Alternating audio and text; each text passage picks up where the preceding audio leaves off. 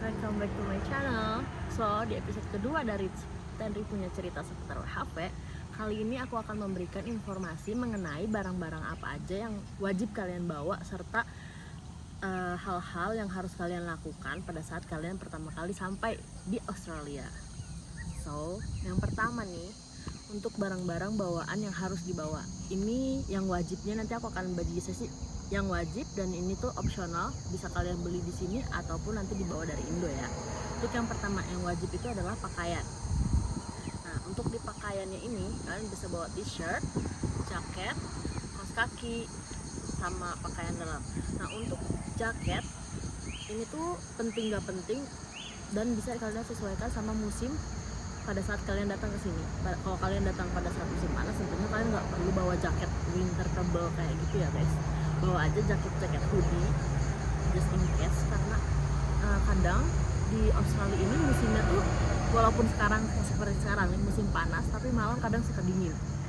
Nah, so jaket, terus untuk t-shirt mungkin kalian bisa bawa lengan panjang dan lengan pendek berwarna hitam atau putih. Biasanya itu yang digunain kalau kalian mau kerja hospitality seperti di restoran, di cafe atau segala dan lain-lain. Dan untuk yang lengan panjang, kalau kalian kerja di farm itu bisa ngelindungin kalian kan otomatis dari sinar matahari.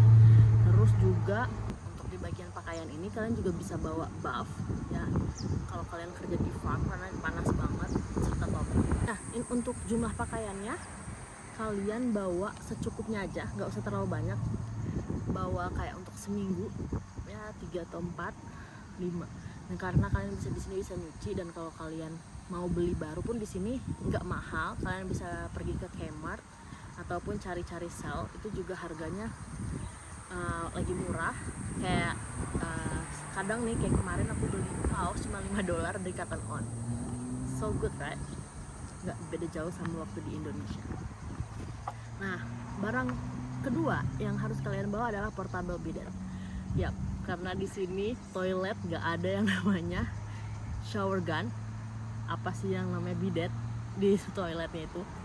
Jadi kalian harus bawa portable bidet. Untuk aku personally, aku masih belum bisa buang air kecil ataupun besar tanpa cebok ya. Jadi untuk kalian nih yang mau datang ke sini dan sama seperti aku nggak biasa pakai tisu, kalian harus bawa portable bidet. Lalu barang ketiga yang harus kalian bawa adalah adapter. Ya, adapter yang kita gunain tuh sama di Australia berbeda, colokannya tuh beda. Jadi kalian bisa bawa adapter yang panjang ataupun yang cuman nyolok untuk bisa ke colokan kalian. Apalagi kalau kalian bawa elektronik seperti HP, laptop, itu kalian perlu banget. Lalu yang keempat itu ada obat-obatan. Nah, di Australia ini tentunya ada obat-obatan yang bisa dibeli tanpa prescription dan juga ada yang wajib dibeli dengan prescription. Nah, untuk jaga-jaga nih pada saat kalian sampai, dan juga kalau kalian ada obat-obat khusus nih yang harus dikonsumsi, kalian bawa obat-obatan sesuai dengan kondisi kalian. Lalu yang kelima itu ada perbumbuan nih. Nah, aku personally itu suka masakan, jadi aku lebih prefer untuk bawa bumbu yang lebih banyak, karena tujuan aku ini waktu datang ke sini adalah kota Mackay. Di sini ada Asian store tapi nggak lengkap bumbu Indonya. So aku bawa tapi nggak terlalu banyak, secukupnya aja, kayak untuk ya sebulan, beberapa minggu awal sebelum nantinya akan belanja ya kan. Dan lama-lama lidah kita juga menyesuaikan. Tuh aku itu suka banget namanya bumbu-bumbu kayak sasa nih, bumbu lumur sasa yang ini.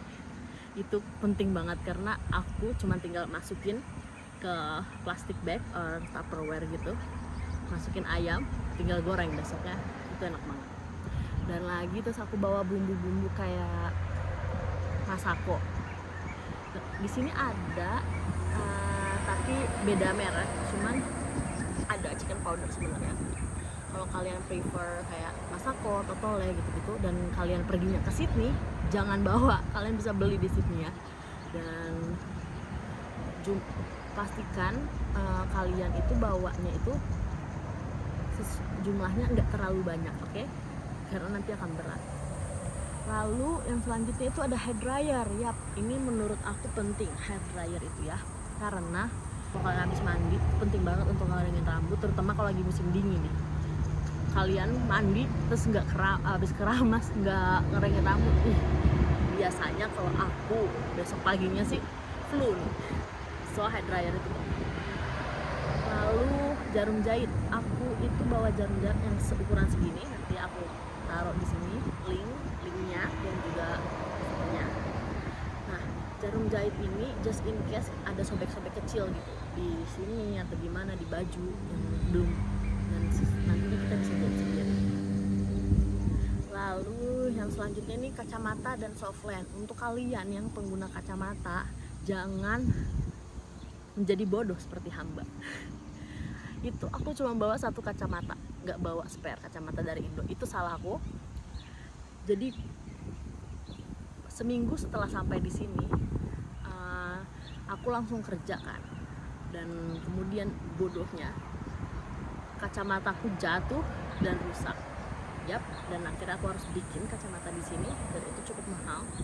Ya sebenarnya untuk harga frame kacamatanya itu normal, sama aja kayak di Indo, sekitar $190, which is itu 1,9 juta. Cuman karena kalian harus beli lensanya dan juga harus pakai prescription, itu lumayan mahal. Jadi total cost yang aku keluarkan pada saat membeli kacamata baru itu di sini adalah sekitar $350.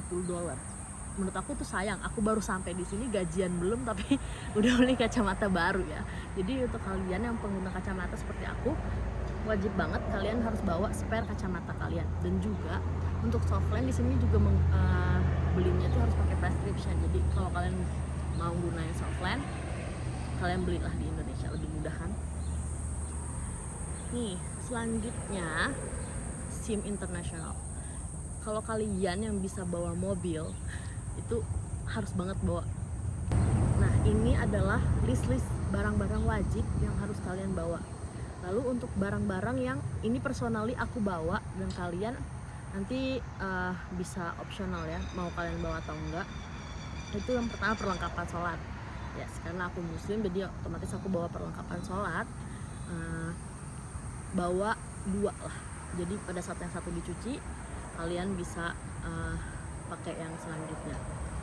Lalu skincare, untuk teman-teman nih pengguna skincare, bawa aja untuk 1 bulan pertama atau 2 bulan pertama, karena biasanya kan kita itu kulitnya akan beradaptasi nih. Jadi kalian pakai dulu skincare yang kalian biasa gunain di Indo, terus secara perlahan satu persatu kalian ganti dengan skincare yang available di Australia. Jadi kalian nantinya akan terbiasa menggunakan skincare yang ada di Indonesia, tapi nggak usah bawa sebanyak-banyaknya ya, cukup 1-2 bulan pertama. Lalu catokan, karena aku suka banget nyatok ya, jadi aku bawa catokan, ini opsional untuk cewek. Lalu yang selanjutnya itu ada rice cooker. Yap, aku bawa rice cooker. Orang-orang pasti bilang, hey, rice cooker tuh bisa beli di sini. Ya, itu benar, rice cooker itu bisa beli di sini dan harganya tuh nggak mahal. Di Kmart itu harganya kayak $15. Sama kayak kalau kalian mau bawa setrikaan juga, di sini juga harganya murah, jadi nggak usah kalian bawa. Cuman kalau kalian mau bawa kayak aku waktu itu nggak mau ngeluarin uang kan di sini. Dan rice cooker yang aku bawa tuh segini ukurannya, kecil kan. So, dan bisa muat di koper, dan kebetulan itu juga hadiah dari temanku, jadi aku bawa. So, itu aja barang-barang yang menurut aku penting banget kalian bawa ke Australia untuk sebagai modal pertama kalian. Terus nih selanjutnya, apa aja yang harus diperhatikan atau kalian lakuin nih pada saat kalian baru sampai di Australia pertama kali. Yang pertama, sesampainya kalian di Australia, pada saat kalian masih di airport, usahakan kalian langsung beli SIM card ya. Di sini itu untuk SIM card yang paling populer atau banyak yang pakai itu Optus dan juga Telstra. Dan terutama kalau kalian yang mempunyai rencana untuk ke Outback, kalian bisa gunain Telstra karena di situ sinyalnya bagus untuk dipakai ke pedalaman-pedalaman. Lalu yang selanjutnya, kalian udah punya SIM card, kalian bisa langsung bikin bank account. Nah, untuk bank account ini kalian bisa lakukan dengan dua cara, datang langsung ke branch atau buy online. Untuk kasus aku, waktu itu aku datang langsung ke branch, tapi ujung-ujungnya karena antriannya cukup padat, staffnya menyuruh aku untuk buka aplikasi online dan lalu diteruskan nantinya mereka cuma tinggal verifikasi data aja kayak paspor atau SIM segala macam kalau kalian punya data-data diri lain selain paspor. Lalu yang ketiga, untuk kalian harus lakukan adalah kalian langsung buat TFN. Pasti TFN itu adalah tax file number, which is itu adalah NPWP-nya Australia. Nah, kalian perlu banget nih untuk mempunyai TFN karena nanti di sini employer kalian itu akan langsung motong gaji kalian dan membayarkan pajak kalian itu ke pemerintah dengan menggunakan TFN itu, sehingga nanti pada saat kita pada akhir tahun nih, which is itu adalah tahun akhir Juli ya, Juli awal, pada saat kalian melakukan tax file report, kalian menggunakan TFN itu untuk kurang bayar ataupun mengklaim lebih bayar pajak kalian. Lalu yang selanjutnya itu adalah superannuation. Nah, superannuation ini bisa didaftar online juga dan ada macam-macam. Di sini ada Suncorp, terus Australian Retirement Trust atau Australian Super, dan masih banyak lagi. Nah, super ini itu kayak dana pensiun. Jadi pada saat nanti kalian udah gak mau lagi tinggal di Australia dan kembali ke Indonesia for good, kalian bisa ngeklaim dana pensiun kalian ini. Jadi ini penting banget guys untuk kalian ada. Dan biasanya employer kalian juga akan menanyakan nih, super kalian, ada beberapa employer yang memang mendaftarkan supernya lewat mereka, ada yang memang mereka langsung tanya, kalian udah punya super atau belum, dan kita harus daftar sendiri. So untuk jaga-jaga kalian langsung bikin aja super kalian. Lalu yang keempat itu ada insurance, ya, asuransi kesehatan. Itu penting banget. Ini penting gak penting? Penting guys. Banyak banget cerita teman-teman WHV di sini juga yang datang ke sini gak punya insurance terus sakit dan bayar billnya mahal. Ya, seperti waktu kejadian aku yang bikin kacamata, dan karena aku nggak punya asuransi pada saat itu, untuk tes kacamata aku ngeluarin $60 ya, lumayan untuk aku pada saat itu baru datang, itu lumayan. Terus ada juga teman-temanku di sini yang bisa tiba-tiba sakit diare, demam, kita nggak ada yang tahu kesehatan kita di sini karena kita kerja cukup keras dan beda sama waktu di Indo. Untuk teman-teman yang nggak biasa kerja keras, maksudnya kerja fisik di sini, ada kemungkinan kalian butuh dan waktu itu juga aku sempat kena COVID.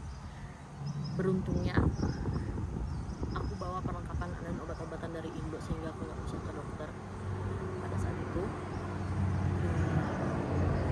Jadi untuk kalian asuransi ini penting, dan beberapa choice untuk asuransi yang bisa dipakai teman-teman WHV itu biasanya adalah ada Bupa, IMAN, NIB, dan Medibank. Dan kalau aku pribadi itu menggunakan Bupa. Nah, untuk harganya Bupa itu bervariasi tergantung kalian mau nge-covernya apa aja, oke? Dan yang selanjutnya yang kalian perlu lakuin itu adalah cari pekerjaan. Yang udah datang jauh-jauh pasti kalian mau kerja kan nyampe sini. Nah, untuk tipikal pekerjaan yang bisa kalian kerjain di sini itu ada banyak banget. Jadi jangan takut kalau kalian nggak dapat kerjaan. Tapi aku juga nggak bisa bilang cari kerja di sini kayak gampang-gampang susah gitu ya. Karena ada teman-teman juga yang udah sebulan datang ke sini ternyata belum dapat pekerjaan, itu juga ada yang datang langsung dapat. Nah, untuk aku pribadi aku datang langsung dapat pekerjaan karena aku waktu itu menggunakan agent. Nah, untuk teman-teman nih yang mau kerja itu ada beberapa nih. Untuk farm kalian bisa cek agri labor atau bisa langsung datang ke farm tersebut. Nah, kalau kalian yang mau lewat agent, kalian bisa menggunakan agentnya itu agri labor. Nah, untuk meat factory itu kayak aku sekarang, aku di Meat Factory itu sama, bisa langsung datang ke company kalau memang kalian tahu requirement dari company tersebut. Kalau kalian nggak tahu info apa-apa, kalian bisa menggunakan agent. Waktu itu aku gunain agentnya Tax Labor. Di sini kontaknya dan detailnya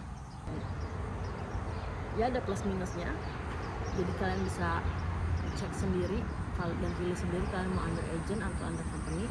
Lalu untuk hospitality nih, itu juga sama, biasanya agent yang aku tahu lumayan terkenal itu Pinnacle, dan ada juga yang bisa kalian langsung under company. Kalau untuk kerjaan hospitality itu karena banyak ragamnya, ada yang kalian bisa langsung dari kayak semacam job street di sini itu Indeed dan Seek. Oke, kalian bisa cari di Indeed or Seek. Nah, selanjutnya nih untuk pekerjaan ini emang agak tricky. Lebih gampang kalau kalian punya kenalan langsung nih under company atau employer tersebut. Biasanya kalian lebih cepat dipanggilnya. Maka dari itu kalian harus usahain ya berhubungan baik nih sama teman-teman kalian atau teman-teman PHV lain yang ada di Australia. Kalian bakal dapat banyak informasi soal pekerjaan.